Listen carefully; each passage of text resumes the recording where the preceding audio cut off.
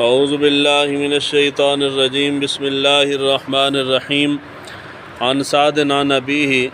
قال اوتی عبد الرحمن بن عوف رضی اللہ عنہ یوم بطعامہ فقال قتل مصعب بن عمیر وکان خیرا منی فلم یوجد له ما یکفن فیہ الا بردۃ وقتل حمزۃ او رجل آخر خیر منی فلم یوجد له ما یکفن فیہ الا بردۃ لقد خشیت ان یکون قد عجلت لنا طیباتنا فی حیاتنا الدنیا ثم جعل یبکی۔ حضرت سعد اپنے والد سے روایت کرتے ہیں کہ حضرت عبد الرحمن بن عوف رضی اللہ تعالیٰ عنہ ان کے سامنے کھانا رکھا گیا تو آپ نے کھانے کو دیکھا تو آپ نے فرمایا کہ مصعب بن عمیر صحابی رسول ہیں، ان کو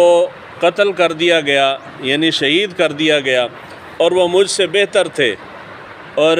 ان کو جب کفن دینے کی باری آئی تو ایک چادر کے علاوہ اور کفن نہیں تھا، اور پھر حضرت حمزہ کو قتل کر دیا گیا، اور اس کے بعد ایک اور ایسے شخص کو قتل کر دیا گیا کہ جو مجھ سے بہتر تھا، اور ان دونوں کو کفن دینے کی باری آئی تو ان کے پاس کفن کی چادر نہیں تھی، یعنی ایک چادر تھی اور وہ بھی چھوٹی تھی۔ اس کے بعد حضرت عبد الرحمن بن عوف رضی اللہ تعالیٰ عنہ ان کو یاد کر کے روتے رہے، اور آپ نے فرمایا کہ مجھے اس بات کا ڈر ہے کہ اللہ تعالیٰ نے ہماری پسندیدہ چیزیں ہمیں دنیا میں عطا کر دی ہیں، یعنی میں اس بات سے ڈرتا ہوں۔ تو ثم جعل یبکی، تو اس کے بعد حضرت عبد الرحمن بن عوف نے کھانا نہیں کھایا اور آپ نعمتوں کو یاد کر کے اس کے اوپر آپ روتے رہے۔ حضرت عبد الرحمن بن عوف رضی اللہ تعالیٰ عنہ عشرہ مبشرہ میں سے ہیں، یعنی عشرہ مبشرہ وہ صحابہ جن کو حضور صلی اللہ علیہ وآلہ وسلم نے ان کی زندگی میں ہی جنت کی بشارت دی ہے، تو یہ ان صحابہ میں سے ہیں۔ حضور صلی اللہ علیہ وآلہ وسلم نے اپنے تمام صحابہ میں سے صرف 2 صحابہ کے پیچھے نماز پڑھی ہے، حضور نے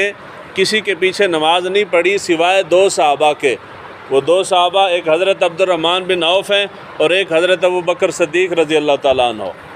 ان دونوں کے سوا کسی بھی موقع پہ حضور نے کبھی کسی کے پیچھے نماز نہیں پڑھی۔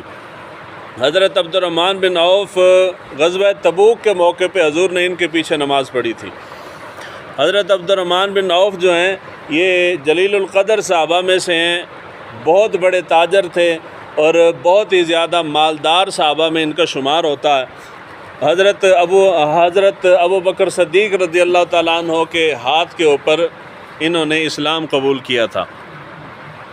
اس کے بعد حضرت مصعب بن عمیر جو ہیں یہ بھی بدری صحابہ میں سے ہیں، عشرہ مبشرہ میں سے ہیں۔ حضرت امیر حمزہ رضی اللہ تعالیٰ عنہ ان کو تو سارے ہی جانتے ہیں۔ حضرت مصعب بن عمیر مکہ کے اندر بہت زیادہ امیر کبیر لوگوں میں سے تھے۔ ان کے والد جو تھے یہ بچپن میں ہی، یہ ابھی چھوٹے تھے تو فوت ہو گئے تھے۔ ان کی پرورش ان کی ماں نے کی اور ماں نے ان کو بہت ہی زیادہ لاڈوں سے پالا،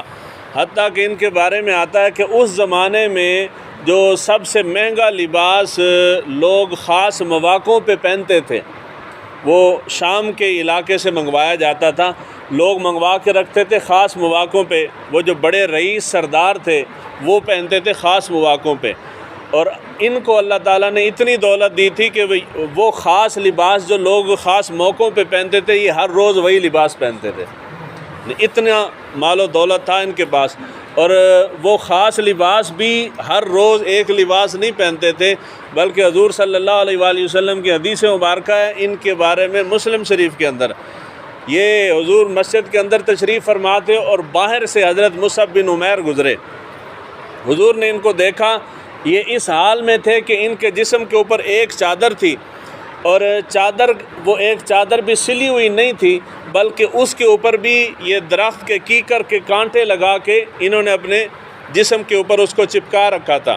تو یہ باہر سے گزرے تو حضور صلی اللہ علیہ وآلہ وسلم تشریف فرما تھے اور آگے صحابہ بیٹھے تھے، حضور نے ان کو دیکھا تو حضور صلی اللہ علیہ وآلہ وسلم کی چشمان مقدس میں آنسو آ گئے۔ حضور نے فرمایا کہ اس مصعب بن عمیر کو میں نے اسلام قبول کرنے سے پہلے دیکھا ہے، میری آنکھوں میں ہے کہ یہ کتنے نازوں سے پلا بڑا ہے، لیکن اس نے اسلام قبول کیا اللہ اور اس کے رسول کی رضا کی خاطر، اور آج اس کا حال یہ ہے کہ اسلام قبول نہیں کیا تھا تو حال یہ تھا کہ سب سے مہنگا ترین لباس اس کی ماں اس کو ایک صبح لباس پہناتی تھی، ایک شام کو پہناتی تھی، اور اب حال یہ ہے کہ اسلام قبول کیا اور اس کے پاس ایک چادر بھی تن ڈھانپنے کے لیے نہیں ہے۔ اس کے باوجود صحابہ کرام رضوان اللہ اجمعین نے اسلام کی خاطر قربانیاں دی ہیں۔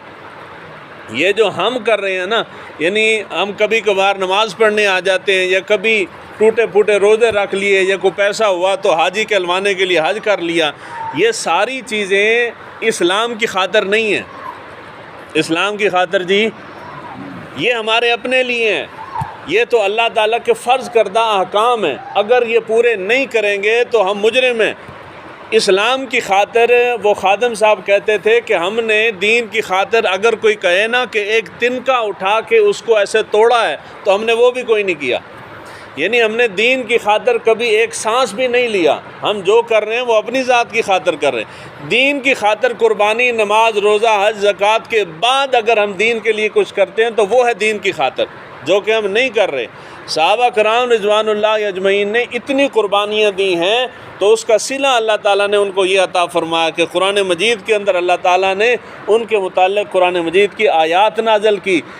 جتنی دنیا صحابہ کے اوپر زبان درازیاں کرنے والی ہے، ان ساری بکواسات کو اٹھا کے ایک سائڈ پہ رکھ دیں تو قرآن مجید فرقان حمید کی صرف ایک آیت مبارکہ ہی صحابہ کرام کے لیے کافی ہے۔ اللہ تعالیٰ نے فرمایا صحابہ کے لیے رضی اللہ عنہم ورضوا عنہ،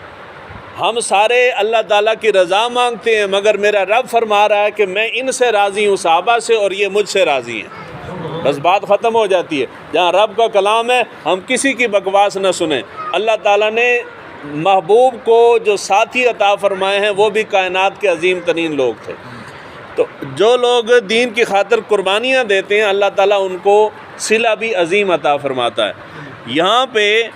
جو مسئلہ بیان ہو رہا ہے وہ ہے ایک چادر کے کفن کا۔ اگر کسی کے پاس کفن کے لیے مال موجود نہ ہو، ایک چادر کے اندر کفن دینا جائز ہے۔ کفن کے اندر کم سے کم اس کی مقدار یہ ہے کہ اتنا کپڑا ہو کہ میت کی شرمگاہ جو ہے وہ ڈھانپ دی جائے۔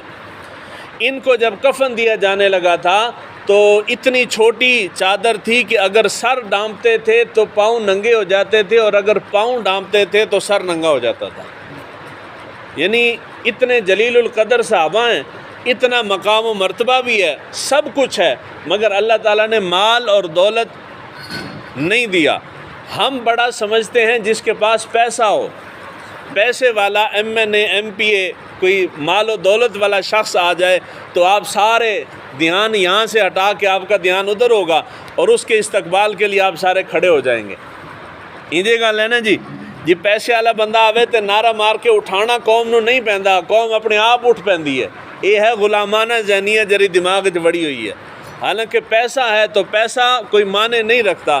حضرت عبد الرحمن بن عوف نے اچھا کھانا دیکھ کے آپ رو پڑے ہیں۔ اس کی وجہ یہ ہے کہ جن لوگوں کا آخرت میں حصہ نہیں ہے اللہ تعالیٰ ان کو دنیا کے اندر مال فراوانی سے عطا کرتا ہے، پیسہ بہت دے دیتا ہے۔ اس لیے جب ہمارے مسلمان یورپ کو دیکھتے ہیں نا تو منہ میں پانی آ جاتا ہے۔ اجی اسی کلمہ بھی پڑھنے ہیں تے ساڈا رب بھی سچا تے ساڈا رسول بھی سچا تے دین بھی سچا تے پیسے ساڈے کول کوئی نہیں تے انہاں کول تے اتنا کچھ ہے۔ یہ قرآن مجید فرقان حمید کی غالباً سورہ کہف کے آخر پہ آیت مبارکہ اللہ تعالیٰ نے فرمایا ایمان والو، غیروں کو دیکھ کے، کفار کے مال و دولت کو دیکھ کے تم اپنے آپ کو حقیر مت سمجھو۔ ان کو رب نے اس لیے دنیا میں اتنا دیا ہے کہ ان کا آخرت میں حصہ کوئی نہیں ہے، اور تمہیں دنیا میں نہیں دیا کہ تمہارا آخرت میں حصہ ہے۔ تو جب نیک لوگوں کے پاس زیادہ پیسہ آتا تھا تو وہ اس کے اوپر شکر بھی بجا لاتے تھے اور اس کو دیکھ کے روتے بھی تھے کہ کہیں یہ نہ ہو کہ یہ سارا جو آخرت میں ہمیں انعامات ملنے ہیں وہ سارے اللہ تعالیٰ دنیا میں دے رہا ہے اور آخرت میں ہمارا حصہ نہ ہو۔ یہ جو حضرت عبد الرحمن بن عوف اللہ کے نبی نے جنت کی بشارت دی ہے، عشرہ مبشرہ میں سے ہیں، اس کے باوجود آخرت کا خوف اتنا ہے کہ اچھا کھانا دیکھ کے آپ تصور یہ کر رہے ہیں کہ شاید جو کچھ ہمیں آخرت میں ملنا ہے وہ ساری نعمتیں رب ہمیں دنیا میں دے رہا ہے۔ تو دنیا کے اندر مال کا زیادہ آ جانا، یہ اللہ تعالیٰ کا ڈر اور خوف محسوس کرنا چاہیے کہ پتہ نہیں میرا رب مجھ سے ناراض تو نہیں ہے۔ اب پرانے لوگ جو ہیں، پرانے لوگوں کے پاس مال آتا تھا تو وہ اس کے اوپر روتے تھے، ہمارے پاس تو آرام کا پیسہ بھی آ جاتا ہم خوش ہو جاتے ہیں، لے بھی دیہڑی چنگی لگ گئی ہے۔ تو جو ایمان والے تھے، پرانے بزرگ تھے، وہ اچھی پیسہ آ جاتا تھا، کبھی فصل اچھی ہو جاتی تھی تو وہ روتے تھے رب کی بارگاہ میں کہ کہیں ہمارا رب ہم سے ناراض تو نہیں ہو گیا۔ اللہ تعالیٰ ہمیں دین کو سیکھنے سمجھنے کی توفیق عطا فرمائے۔